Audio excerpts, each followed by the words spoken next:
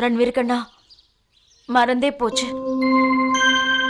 நம்ம கிட்ட நம்ம மீராக்கு பேக்கே இல்லையே. அப்புறம் குண்டு பாட்டி ஸ்கூல் யூனிஃபார்ம் கூட வாங்கவே இல்ல. சுத்தமா நம்ம இதை வந்துட்டோம். இப்ப மீரா ஸ்கூலுக்கு எப்படி போவா? அட கடவுளே, இவ எப்படி ஸ்கூலுக்கு போவா? ஒரு வேலை பண்ணலாம் ரன்வீர், இப்பவே பஜாருக்கு போய் இவளுக்கு தேவையானதெல்லாம் வாங்கிட்டு வந்துடலாம். இல்ல குண்டு பாட்டி, நம்ம ஊர்ல வேண்டாம், டவுனுக்கு போய் வாங்கிட்டு வந்துடலாம்.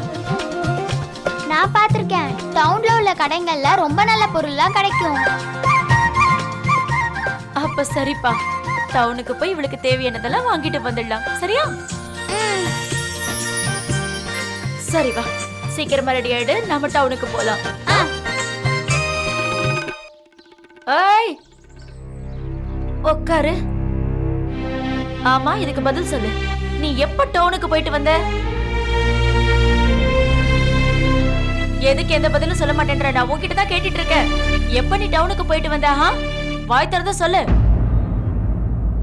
குண்டு பாட்டி, அது வந்து என்ன அர்த்தம்? இங்க பாரு ரன்வீர், இப்ப நான் கேட்ட கேள்விக்கு நீ பதில் சொல்ல, அப்புறம் நான் உன்னை அடிச்சிருவேன். சொல்லு, நான் தான் கேட்டுட்டு இருக்கல. அண்ணா கனவுல தான் டவுனுக்கு போனா, அப்பதான் அந்த கடையெல்லாம் பாத்திருப்பான். இல்லன்னா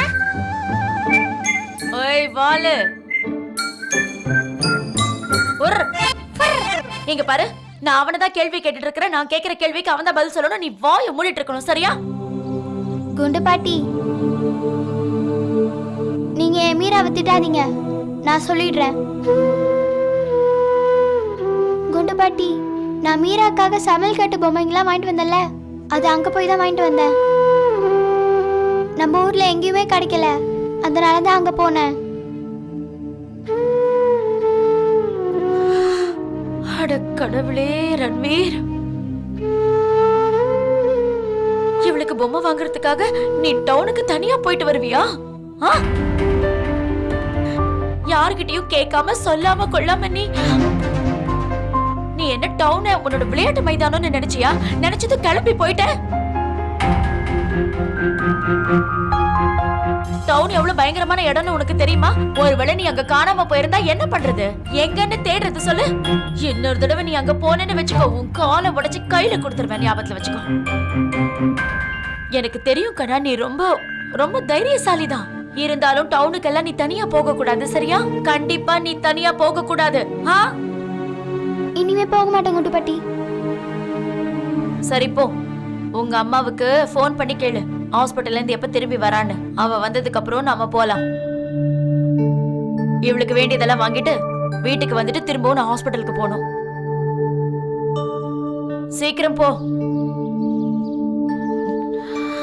அட கடவுளே.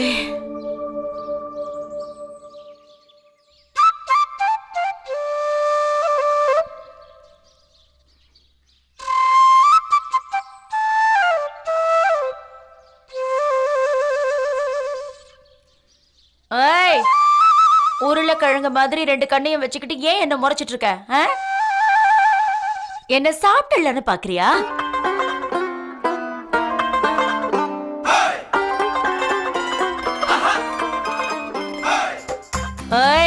என்ன என் வயித்த பாக்குற? இப்ப இல்ல, என் வயிறு சின்னதுல, பெருசானதுக்கு அப்புறம் சாப்பிடுவேன். கடவுளே.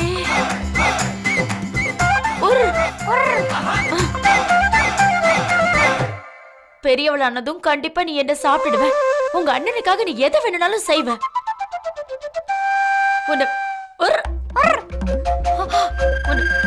என்ன பண்றது? ஓய், ஒண்ணல. குண்டு பாட்டி ரொம்ப